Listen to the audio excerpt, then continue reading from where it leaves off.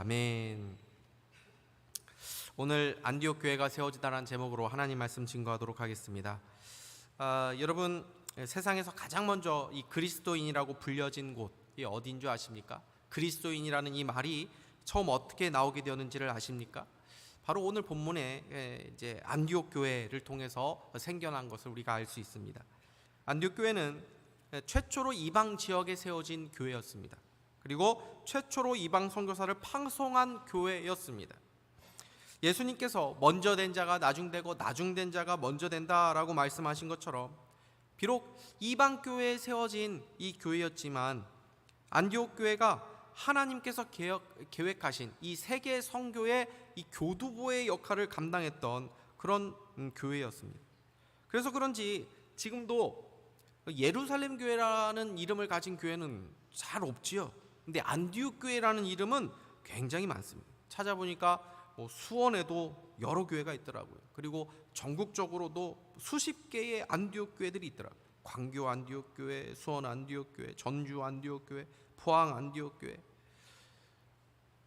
안디옥이라고 하는 지역은 없는데 왜 이렇게 안디옥 교회가 많습니까? 그만큼 안디옥 교회가 좋은 교회, 성경적인 교회의 표상이 되었기 때문입니다. 그럼 이 안디옥 교회가 어떻게 시작되었고 또 어떻게 이렇게 좋은 교회가 되었고 하나님 선교의 중추적인 이 사명을 감당하는 교회가 되었는지를 우리가 살펴보기를 원합니다. 먼저 안디옥 교회는 복음을 전하는 이 신실한 무명의 전도자들에 의해서 세워졌음을 말씀하죠. 19절에서 20절 말씀 보십시오. 그때에 스데반의 일로 일어난 환란으로 말미암아 흩어진 자들이 베니게와 구브로와 안디옥까지 이르러 유대인에게만 말씀을 전하는데 그 중에 구브로와 구레네 몇 사람이 안디옥에 이르러 헬라인에게도 말하여 주 예수를 전파하니. 이름이 나오고 있지 않습니다. 몇 사람이. 우리가 보았지만 사도행전 8장에서 이제 스데반이 이제 순교를 이제 하죠. 그러면서 본격적으로 교회의 대대적인 박해가 일어나게 됩니다. 이때 예루살렘에 있던 많은 성도들이 강제적으로 흩어지게 되죠. 그 박해에 견디지 못해서. 그 흩어진 사람 중에 몇몇이 안디옥에 이르렀고 거기에도 복음을 전해서 안디옥 교회가 세워졌다라는 것입니다. 여러분, 이 사람들이 처음부터 최초로 이방인 지역에 내가 교회를 세워야겠다 이런 목표를 가지고 안디옥이라고 하는 지역에 간 게 아니지 않습니까? 세계 선교의 역사가 누군가의 어떤 대단한 결심과 헌신으로 시작된 것이 아니었다는 것입니다. 어떻게 보면 이해할 수 없는 고난 속에서 시작된 거죠. 당시 교회에 불어닥친 이 큰 환란에 대해서 성도들이 이해를 했겠습니까? 이 고난과 환란 속에 세계 선교를 위한 하나님의 계획이 담겨 있다는 것을 그 누구도 알지 못했을 것입니다. 그들은 박해에 견디다 못해서 도망쳐 왔을 뿐입니다. 철저하게 비자발적인 방식으로 등 떠밀려서 온 것이죠. 근데 거기에 하나님의 인도하심과 계획하심이 있었다는 것입니다. 여러분, 이것을 하나님의 섭리라고 말합니다. 하나님의 섭리는 모든 것에 우연이 없고 다 하나님의 계획과 손길이 담겨져 있다는 것을 말하는 것이죠. 근데 그 하나님의 계획과 인도하심이 단지 우리가 원하는 것에만 담겨 있는 것이 아니라는 것입니다. 하나님은 우리의 선한 목자이십니다. 우리를 가장 좋은 곳으로 인도하시는 분이십니다. 그러나 그 하나님의 선하신 인도하심 속에는 우리가 원하지 않는 그 인도하심도 있다는 것을 우리는 기억해야 됩니다. 우리를 때로 사망의 음침한 골짜기로 인도하시기도 하죠. 그러나 우리는 그러한 고난 속에도 하나님의 인도하심이 있음을 확신해야 하는 것입니다. 성경을 보십시오. 요셉에 대한 하나님의 인도하심이 있었습니다. 그러나 요셉의 인생을 보십시오. 자신이 전혀 원치 않는 그 고난의 시간을 보내게 되죠. 자신이 전혀 원치 않는 땅으로 억지로 보내져서 그곳에서 노예로, 그곳에서 감옥에서의 죄수로 시간을 보내야 했습니다. 다니엘도 보십시오. 그 어린 나이에 포로로 끌려갔습니다. 철저하게 비자발적인 방식으로 원치 않는 곳으로 하나님께서 그들을 인도하시기도 하신 것이죠. 여러분, 우리의 인생도 마찬가지입니다. 내가 원하는 직장이 있을 수 있습니다. 내가 원하는 대학이 있을 수 있습니다. 내가 가고 싶은 그곳이 있습니다. 내가 원하는 그 일이 있습니다. 그런데 내가 원하는 그곳에 가지 못했을 때, 그 목표에 도달하지 못했을 때 우리는 그것을 실패라고 규정하기도 하고 고난이라고 말을 하기도 합니다. 그러나 그 실패와 고난 속에도 하나님의 인도하심이 있다는 것을 우리는 믿어야 합니다. 여러분들 중에 원치 않게 떠밀려서 이곳에 오신 분들도 혹시 계실지도 모르겠습니다. 사업이 잘 안 돼서, 학업이 잘 안 돼서, 이런저런 문제로 인해서 여기에 오신 분들도 계실 수도 있을 것입니다. 그러나 그 모든 것에 하나님의 섭리가 있는 줄 믿으시기를 바랍니다. 잠언 16장 9절 말씀 보십시오. 우리 같이 한번 읽겠습니다. 시작. 사람이 마음으로 자기의 길을 계획할지라도 그의 걸음을 인도하시는 이는 여호와시니라. 아멘. 그러므로 중요한 것은 환경이나 어떤 상황이나 어떤 조건이 아니라는 것입니다. 우리가 어디 있든지, 우리가 무엇을 하든 하나님과 동행하며 하나님의 말씀을 붙잡고 하나님이 기뻐하시는 삶을 살아갈 때 어디에서나 열매를 맺고 하나님께 귀하게 쓰임받는 인생이 되는 줄 믿으시기를 바랍니다. 안디옥 교회는 어떤 유명한 사람에 의해서 세워진 것이 아닙니다.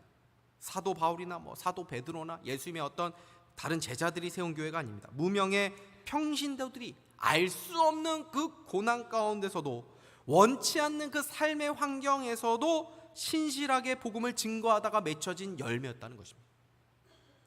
여러분, 하나님의 나라가 누가 세워져 가는 것입니까? 교회를 누가 세워가는 것입니까? 교회는 목사님이 세우는 거지, 선교사님들이 세우는 거지, 그렇습니까? 아닙니다. 바로 여러분들이 교회를 세워가는 것입니다. 우리는 좋은 교회를 찾지요. 그러나 좋은 교회를 세워가기 위해서 부름받았다는 것도 기억해야 합니다. 여러분은 목사의 헌신과 성도의 헌신이 다르다고 생각하십니까? 목사님은 목사님이니까 저 정도 헌신하셔야지, 저 정도 헌금하셔야지, 나는 성도인데. 여러분, 목사와 성도 사이에 헌신의 차이가 있을 수 있을까요? 천국에 가면 목사는 더 우대해주고 성도는 덜 우대해주고 그럴까요? 그렇지 않을 것입니다. 목사와 성도에게는 교회에서의 역할의 차이가 있을 수 있을 것입니다. 은사가 다를 수 있을 것입니다. 그러나 하나님 앞에 드리는 헌신은 동일한 줄 믿으시기를 바랍니다.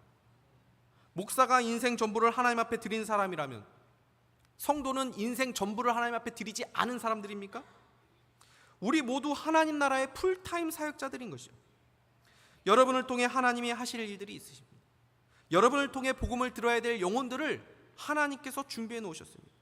그렇기 때문에 여러분이 지금 이 땅에 남아있는 것이죠. 우리 모두 영혼을 구원하고 좋은 교회를 세워가는 그런 사명자들이 다 될 수 있기를 주님의 이름으로 축복합니다.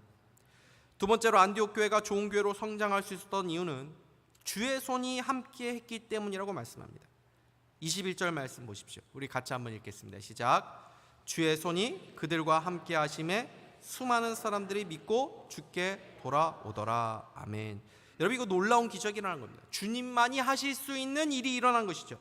하나님만이 하실 수 있는 일, 이것을 부흥이라고 말합니다. 여러분, 주의 손이 함께해야 부흥이 많은 것입니다. 교회에 사람을 누가 보내줍니까? 하나님이 보내주시는 거죠. 우리 교회에 오신 분들 보면 예배 은혜가 되어서, 또 사람들이 좋아서, 이런저런 이유를 말씀하십니다. 어쨌든 간에 은혜가 되니까 오셨고, 은혜가 되니까 등록도 하고 그러시는 거 아닙니까? 그래서 교회에는 은혜가 있어야 되는 거죠. 그런데 보십시오, 이 은혜가 어디서 옵니까? 사람에게서 오는 것이 아닙니다. 어떤 시스템에서 오는 것이 아닙니다. 여러분, 은혜는 하나님으로부터 임하는 줄 믿으시길 바랍니다. 혹시라도 예배에 은혜를 받으셨다면 그 하나님이 하신 일이지, 어떤 시스템이 좋아서 어떤 사람에게서 무슨 선한 것이 있어서 된 것이 아니라는 것입니다. 여러분, 은혜를 받았다는 것을 감사하게 생각하시기 바랍니다. 그 귀하게 여기실 수 있기를 바랍니다. 은혜를 받았다는 건요, 기적이라는 것입니다. 아무리 천사의 말을 해도 은혜 받지 못하는 사람들이 있습니다. 보십시오, 예수님이 말씀을 전해도 은혜를 받기는커녕 이를 갈고 예수님께 돌로 치려고 했던 사람들이 있었죠. 은혜를 받으셨습니까? 기적이 일어난 것입니다. 우리는 그렇게 쉽게 은혜를 받는 사람들이 되지 못합니다. 하나님께서 사랑하셨기에 은혜를 베풀어 주신 줄 믿으시기 바랍니다. 안디옥에 주의 손이 함께 했기 때문에 예수 믿는 사람들이 생겨났다는 것입니다. 당시 안디옥이라고 하는 지역이 어떤 곳인지를 생각해 보면 이것을 더 잘 알게 됩니다. 당시 이 시리아 안디옥이라는 도시는 로마가 자랑하는 3대 도시 중에 하나였습니다. 당시 3대 도시라고 하면 당연히 로마 제국의 수도였던 이 로마가 있고, 그 다음에 알렉산드리아라고 하는 이 지역이죠. 거기에 이제 세계의 최초의 도서관 중에 하나가 거기에 세워졌다고 하지 않습니까?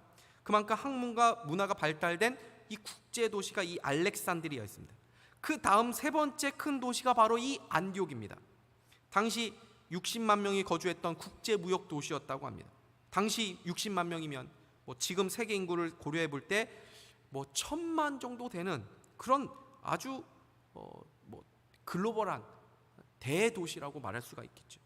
화려하고 웅장하고 세계의 모든 지식과 정보가 모여있는 국제 도시였다고 합니다.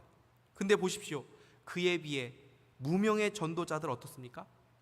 피지배국의 유대인들입니다. 그 유대인들 중에서도 박해를 피해서 고향을 떠나온 비주류 기독교인들입니다. 이게 사실 인간적인 눈으로 보면 경제적으로나 문화적으로나 세상 지식적으로나 훨씬 월등하고 우월하다고 생각되는 그런 사람들을 향해서 자신의 믿음, 자신의 신앙을 증거한다고 하는 것, 결코 쉬운 일이 아니었을 것입니다. 그럼에도 그들이 담대하게 주 예수를 믿어 죄사함을 얻고 구원을 얻으라고 하는 이 복음을 전했을 때, 놀랍게도 그 복음을 그들이 듣고 그 지역에 있던 수많은 사람들이 그리스도인이 되었다라는 것입니다. 그 이유가 무엇이라고요? 손이 그들과 함께 했기 때문이라는 것입니다. 여러분, 주의 손이 함께 할 때 어떤 일이 일어났습니까? 무명의 성도들이 그 타 지역의 그 이민자들 아닙니까? 와가지고 그냥 자수성가해가지고 부자가 되고 유명한 자가 되었다라고 말하지 않고, 주의 손이 그들과 함께 할 때 그 비천해 보이는 사람들 통해서 예수님이 증거가 되고 날마다 구원 얻는 자들이 더해지는 복을 누리게 되었다고 말씀합니다. 주의 손이 여러분의 삶 가운데, 우리 교회 가운데 함께하게 될 때에 우리를 통해서, 우리의 가정을 통해서, 우리 교회를 통해서 그리스도의 복음이 전파되고 구원받는 자들이 더해지는 그 은혜가 있기를 주님의 이름으로 축복합니다. 마지막으로 안디옥 교회가 어떻게 이렇게 좋은 교회가 되었다라고 말씀합니까? 말씀으로 양육받았기 때문이라고 말씀합니다. 26절 말씀 우리 같이 한번 읽겠습니다. 시작. 만남에 안디옥에 데리고 와서 둘이 교회에 1년간 모여있어 큰 무리를 가르쳤고, 제자들이 안디옥에서 비로소 그리스도인이라 일컬음을 받게 되었더라. 아멘. 이 안디옥 교회가 세워지고 수많은 사람들이, 이제 신자들이 이제 생겨나게 되니까 이 소문이 예루살렘에 이제 전해지게 되죠. 그래서 예루살렘 교회에서 바나바를 이 안디옥에 파송하게 됩니다. 22절 말씀 보시면 이렇게 돼 있죠. 예루살렘 교회가 이 사람들의 소문을 듣고 바나바를 안디옥까지 보내니, 예루살렘 교회가 이제 세워진 이 신생 교회 안디옥 교회를 양육하기 위해서 바나바를 보낸 거죠. 바나바는 안디옥에 생긴 이 이방인 초신자들을 양육하기 위해 아주 적합한 인물이었습니다. 왜냐하면 바나바는 헬라어를 잘 구사하는 이 헬라파 유대인이었을 뿐 아니라 초신자들을 잘 케어할 수 있는 성품과 은사를 가지고 있었기 때문입니다. 바나바에 대해서 성경은 이렇게 소개합니다. 24절 말씀 보십시오.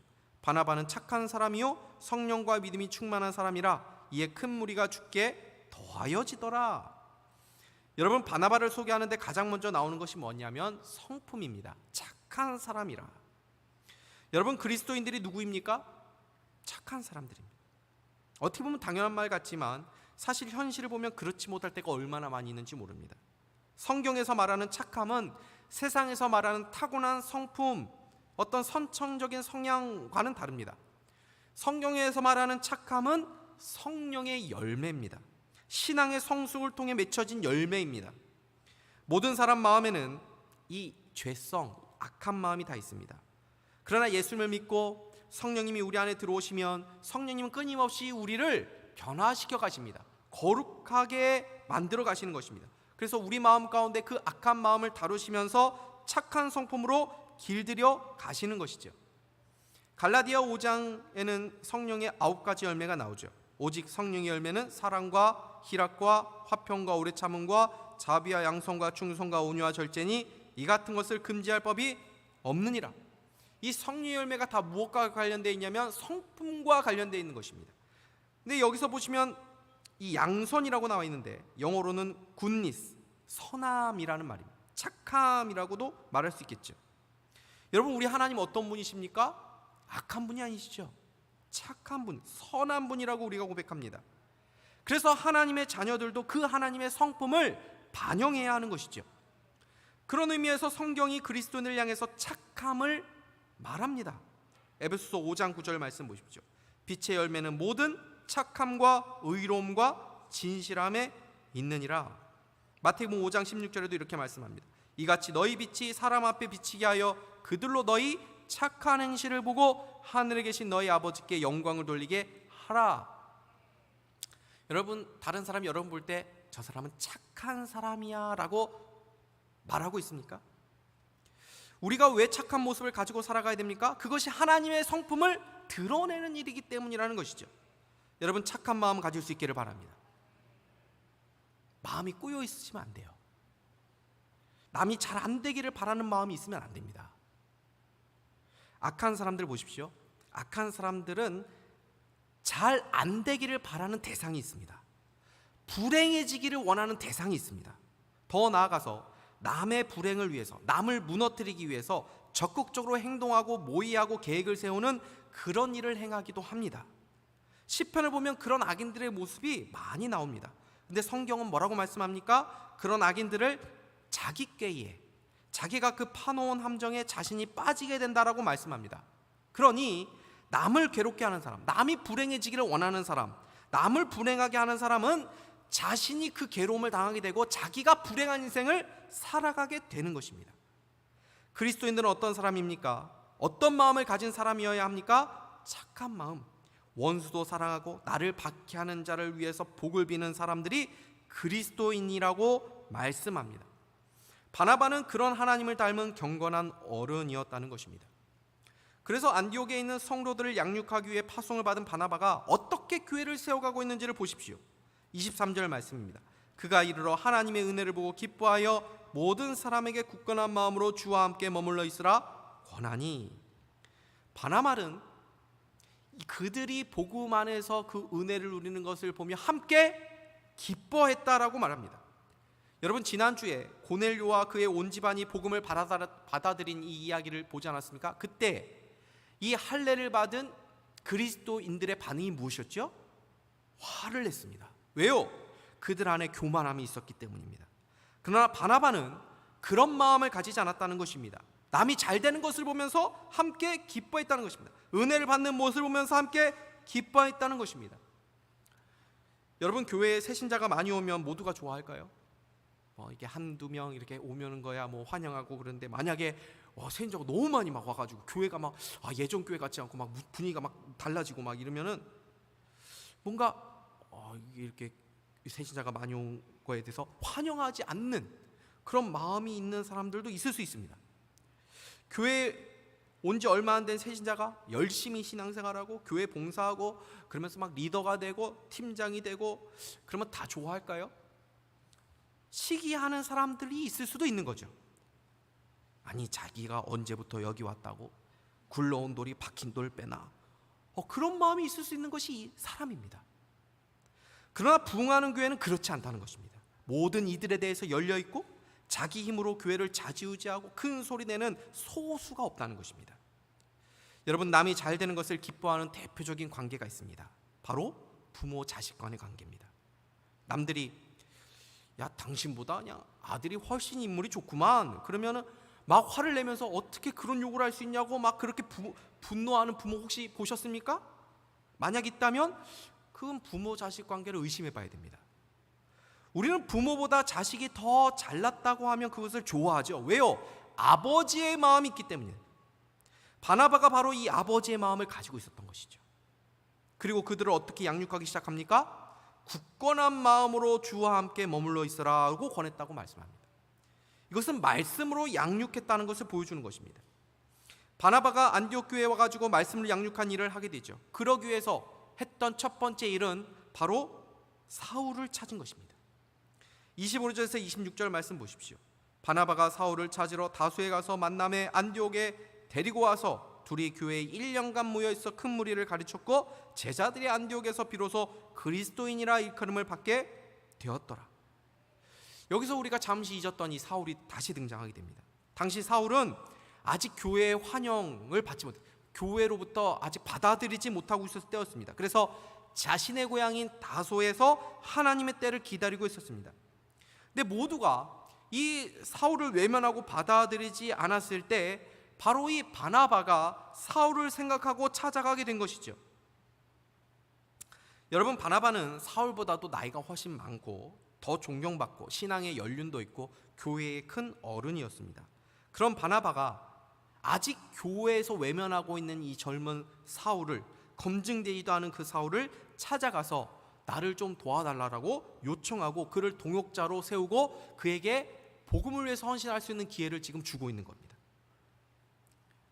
여러분, 우리는 사람을 볼 때에 주로 그 사람의 과거를 봅니다. 그 사람이 어떤 일을 해왔는지, 그 사람이 나에게 어떻게 했는지. 그래서 그 사람의 과거는 이랬어, 그 사람은 이런 일을 했던 사람이야, 이렇게 그 사람의 과거를 가지고 평가를 합니다. 근데 지금 바나바 보십시오.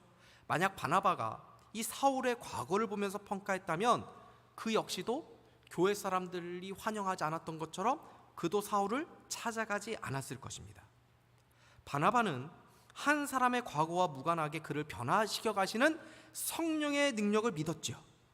사울을 통해 하나님께서 앞으로 어떤 놀라운 일을 행하실지 장래를 보며 사울을 찾아간 것입니다. 여러분, 우리가 서로를 바라볼 때도 마찬가지입니다. 그 사람의 과거의 모습, 그 사람의 지금의 모습을 보면서 판단해서는 안 됩니다. 우리는 항상 우리의 동역자를 볼 때에 십자가를 통해서 봐야 합니다. 주님이 우리를 보실 때도 우리 있는 그대로 보시는 것이 아닙니다. 십자가를 통과해서 우리를 보시는 거죠. 그래서 우리를 마치 예수님처럼 보시는 것입니다. 예수님 사랑하듯이 하나님이 우리를 사랑하십니다. 우리의 기도를 예수님이 들으시는 기도처럼 들으십니다. 바나바는 이 주님의 눈으로 사울을 본 것입니다. 지금 옆에 계신 분들을 한번 보십시오. 지금 보는 이분의 모습이 완성된 모습이 아닙니다. 우리 모두 하나님 앞에 온전케 될 그 날이 있는 줄 믿으시기 바랍니다. 그래서 우리는 지금도 변화되어 가는 중이죠. 우리가 공사 중이라는 안내문을 보면 불편해도 참고 지나가죠. 왜요? 공사 중이라는 것을 알기 때문입니다. 그 공사가 끝나면 훨씬 더 아름답게 바뀔 것을 믿고 인내하는 거죠. 옆에 계신 분들에게 이렇게 말해 보겠습니다. 공사 중이시죠? 저도 공사 중입니다. 인사하겠습니다. 공사 중이시죠? 그런 것 같아요. 저도 공사 중이에요. 그런 것 같아요. 우리 어린 자녀들을 볼 때에 우리는 우리 자녀들의 지금 현재의 모습만을 보지 않습니다. 부모는 항상 자신의 자녀들이 자라갈 모습까지도 함께 보는 거죠. 그 가능성을 보면서 키우는 것입니다. 우리가 그런 관점을 가지고 서로를 봐야 되는 것이죠. 이런 관점을 가질 때 바나바처럼 사람을 품고 위로하고 세우는 그런 사람이 될 수 있는 것입니다. 그래서 그의 이름의 뜻이 그에게 참 잘 어울리죠. 바나바, 그 뜻은 위로자, 격려의 아들, 이런 뜻입니다. 우리 모두 바나바 같은 그런 인물들이 될 수 있기를 주님의 이름으로 축복합니다. 여러분, 바나바가 사울을 왜 불렀습니까? 결국 그가 성도들과 교회를 세우기 위해 필요한 것이 바로 하나님의 말씀이라는 것을 알았기 때문입니다. 그래서 이 바울과 함께 말씀을 가르치는 일에 힘을 쓰는 것을 보게 되죠. 여러분, 우리의 믿음을 자라게 하는 것이 무엇입니까? 하나님의 말씀입니다. 교회를 자라게 하는 것이 무엇입니까? 하나님의 말씀입니다. 제가 존경하는 어느 목사님께서 그런 말씀하시더라고요. 교회는 말씀만 바로 전해도 부흥하게 되어 있어. 왜요? 말씀에 능력이 있기 때문인 줄 믿습니다. 베드로전서 2장 2절 말씀 보십시오. 갓난 아기들 같이 순전하고 신령한 젖을 사모하라. 이는 그로 말미암아 너희로 구원에 이르도록 자라게 하려 함이라. 디모데후서 3장 16절에서 17절 말씀도 보시면 모든 성경은 하나님의 감동으로 된 것으로 교훈과 책망과 바르게 함과 의로 교육하기 유익하니 이는 하나님의 사람으로 온전하게 하며 모든 선한 일을 행할 능력을 갖추게 하려 함이라. 사도행전 20장에도 이렇게 말씀합니다. 지금 내가 여러분을 주와 및 그 은혜의 말씀에 부탁하노니 그 말씀이 여러분을 능히 든든히 세우사 거룩하게 하심을 입은 모든 자 가운데 기업 있게 하시리라. 사도 바울이 교회를 떠나면서 교회 지도자 장로들에게 한 권면의 말씀인데 지금 사도 바울이 무엇에 교회에 부탁하고 있습니까? 교회의 어떤 지도자, 어떤 리더, 어떤 사람에게 교회를 맡기고 부탁하는 것이 아니라 자신이 그동안 전했던 그 말씀의 교회를 부탁하고 있습니다. 그 말씀이 교회를 세워간다는 것입니다. 이것이 사도 바울의 믿음이었기 때문에 지금 바울과 바나바는 말씀으로 교회를 세워가고 있는 거죠. 그래서 이런 일을 통해서 어떤 일이 일어나게 되었습니까? 제자들이 안디옥에서 비로소 그리스도인이라 일컬음을 받게 되었더라. 여러분, 그리스도인이라고 하는 이 별칭은 교회가 스스로 붙여진 별칭이 아니죠. 세상 사람들이 붙여준 별칭입니다. 당시 그리스도인이라고 하는 신생어가 만들어지기 전에 여러 신생어들이 있었습니다. 그 용어가 이제 카이사르노이라는 단어인데, 이거 뭐냐면 카이사르, 이 황제에게 속한 사람, 황제에게 충성한 사람, 황제의 노예라는 의미입니다. 그런데 세상 사람들이 안디옥 교회 사람들을 가만히 보니까 뭔가 세상 사람들과 다른 독특한 삶의 방식, 어떤 독특한 태도, 독특한 모습이 있는 것입니다. 그래서 그들이 보니까 교회 다니는 사람들, 이 사람들 보니까 예수님을 따르는 그런 모습을 보이구나, 그리스도를 따르는 모습을 보이구나 라고 생각하고는 마치 황제에게 그런 용어를 만들어 붙인 것처럼 그리스도에게 속한 사람, 그리스도를 따라가는 사람, 그리스도에게 충성하는 사람, 그리스도의 종이라는 의미에서 크리스티아누스, 그리스도인, 크리스찬이라는 말을 붙인 것이죠. 여러분, 안디옥 교회는 이방인들이 중심이 된 교회였습니다. 그리고 그 안에 헬라파 유대인들도 있었습니다. 안디옥이라고 하는 도시가 국제 도시였던 것처럼 안디옥 교회도 그 안에 다양한 민족들이 다민족 그런 교회를 구성하고 있었을 것입니다. 그러나 그들을 하나로 묶어낸 정체성이 무엇입니까? 우리는 모두 그리스도를 따르는 그리스도인이라고 하는 같은 정체성을 가지고 있었다는 것입니다. 여러분, 오늘날 어떠합니까? 우리가 그리스도인이라는 것이 이 세상 가운데 확연하게 드러내는 삶의 방식과 태도와 모습을 우리는 보이며 살아가고 있습니까? 우리의 착함, 우리의 선한 성품, 성령 충만한 신앙의 열매가 우리의 삶에 드러나고 있습니까? 우리가 그리스도를 진정으로 따르는 그리스도인들이라면 세상을 살아가면서 우리가 그리스도인이라고 하는 정체성을 숨길 수 없을 것입니다. 안디옥 교회는 믿지 않는 자들이 예수를 믿는 부흥의 역사가 일어났습니다. 말씀으로 성장하고 세상 사람들에게 그리스도인이라고 하는 분명한 삶의 열매를 보여주었습니다. 하나님은 이런 안디옥 교회를 통해서 세계 열방 가운데 복음을 힘있게 증거하는 사명을 감당하게 하신 것입니다. 우리 산상교회도 이런 안디옥 교회에게 있었던 그 은혜가 있기를 주님의 이름으로 축복합니다. 주의 손이 함께하여 우리를 통해서 날마다 잃어버린 영혼들이 주님께로 돌아오는 그 영혼들, 구원 얻는 영혼들이 더해지는 역사가 있기를 원하고, 말씀을 바르게 증거함으로 영혼이 자라나고 성장하고, 그래서 이 시대의 교회의 사명을 힘있게 감당하는 그러한 은혜가 저와 여러분의 삶 가운데 있기를 주님의 이름으로 축복합니다. 기도하겠습니다. 하나님 아버지, 감사합니다. 오늘 말씀을 통해서 우리가 다시 한번 사도행전에서 나타난 하나님의 놀라운 역사를 보게 됩니다. 이 놀라운 역사가 지금도 우리를 통해서 하나님께서 기대하시고 또 일하기 원하신 줄로 믿습니다. 하나님 아버지, 이 은혜를 우리가 사모하면서 하나님의 계획을 아름답게 이루어드리며 많은 자들에게 복음을 증거하여 잃어버린 영혼들을 주님께로 인도하고 또 영혼의 성장이 있고 교회를 아름답게 세워가는 그런 아름다운 열매가 우리 교회와 우리의 가정 가운데 있게 하여 주시옵소서. 예수 그리스도의 이름으로 기도하옵나이다. 아멘.